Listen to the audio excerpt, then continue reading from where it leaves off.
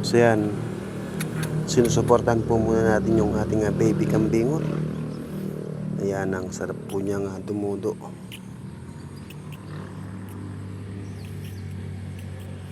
Siya dahil po medyo wala pong gatas yung kanyang ina, kaya po natin siya sinusuportahan kahit pansamantala lang.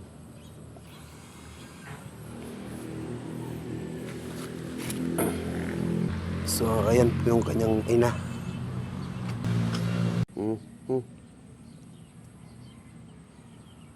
Nagpahinga ka? Oh, nagpahinga ka na? Yan, sige, doon pa.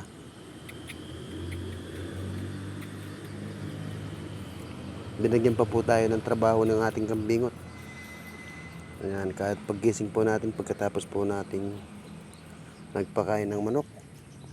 Ayan, ito po yung ating pinapadodo. Pil na pil po niya yung kanyang buti. Oh. Ano, gusto mo pa? Napasobrahan ka yata. Oh. Ano, ayaw mo na? Gusto pa niya. Ayan, sige, yan. Sige. Ubusin mo lang yan. Dede mo yan. Sa'yo yan lahat. Yan, minsan po ay nagpapahinga siya pagkatapos ng tumudo. Okay, tari. Busog na talaga siya. Oh, sige. Ha? Mamaya na. Ayaw mo na ha? Medyo magilas na po siya. Hindi po katulad ng dati.